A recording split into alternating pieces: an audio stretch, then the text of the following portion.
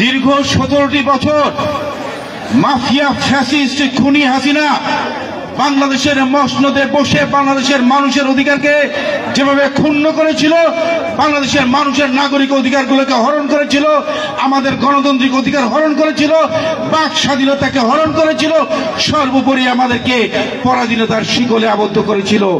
তার সেই 17 বছর পর গত 5ই আগস্ট আমরা সবাই সে শৃঙ্খল মুক্ত হতে পেরেছি এবং বাংলাদেশে আমরা দ্বিতীয় স্বাধীনতা লাভ করেছি। এজন্য আমরা একটু সবাই জোরে বলবো আলহামদুলিল্লাহ। প্রিয় এলাকাবাসী, আমি আপনাদের এলাকারই সন্তান, আমি আপনাদেরই ছেলে। দীর্ঘদিন আমি ঢাকায় বসবাস করি এবং ঢাকায় আপনারা জানেন বর্তমানে আমি যুবদল ঢাকা মহানগর উত্তরের আমি আহ্বায়ক হিসেবে আমি দায়িত্ব পালন করেছি। কিন্তু আমার নারীর টান, মনের টান সবসময় দৌলতপুরের মাটিতেই ছিল এবং দৌলতপুরের মাটিতেই আছে। আমি যতই ঢাকাতে আমি রাজনীতি করি না কেন, দিন শেষে সবাই কিন্তু যখন আমাকে একটি কথা জিজ্ঞাসা করে, শরীফুদ্দিন জুয়েল তুমি যুবদল ঢাকা মহানগর উত্তরের আহ্বায়ক, তোমার বাড়ি কোথায়? তখন কিন্তু আমি ঠিকই বলি আমার বাড়ি এবং নারীর টান দৌলতপুর, কুষ্টিয়া, অন্য কোথাও না। তা আমি আপনাদেরই ছেলে, আপনাদেরই মাঝে এসেছি, নিজেকে আমি গর্বিত বোধ করছি, নিজেকে আমি আনন্দিত বোধ করছি এবং আমি আপনাদের সাথে কথা দিয়ে যাচ্ছি আগামী দিনে আপনাদের সকল পথ চলায় আমি আপনাদের সাথে আছি, আপনাদের পাশে আছি, আপনাদের সাথে থেকে আপনাদের পাশে থেকে কাঁধে কাঁধ মিলিয়ে ইনশাআল্লাহ আগামী দিনগুলো আমরা একসাথে চলতে চাই।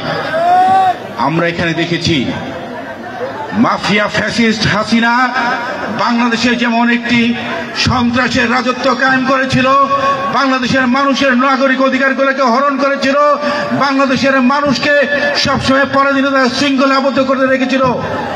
এখনো দেখতে পাচ্ছি 5ই আগস্টের পরে কিছু কিছু পরিবার তারা দৌলতপুরবাসীকে তারা নিজেদেরকে তারা রাজা মনে করে এবং দৌলতপুরবাসীকে তারা প্রজা মনে করে।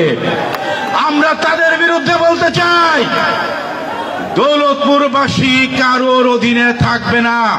দৌলতপুরবাসী সব সময় বুক ফুলিয়ে মাথা উঁচু করে চলবে, এর ব্যত্যয় ঘটতে দিবে না।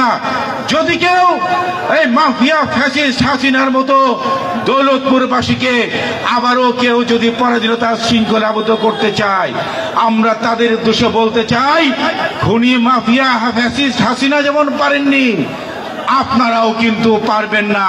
এবং আপনাদের বিরুদ্ধে যদি লড়াই করতে হয় দৌলতপুরবাসীকে নিয়ে আমিও লড়াই করার জন্য প্রস্তুত আছি এবং দৌলতপুরবাসীকে কারো কাছে মাথা নত করতে দিব না, পরাধীনতায় কারোকে শৃঙ্খলাবদ্ধ হতে দিব না।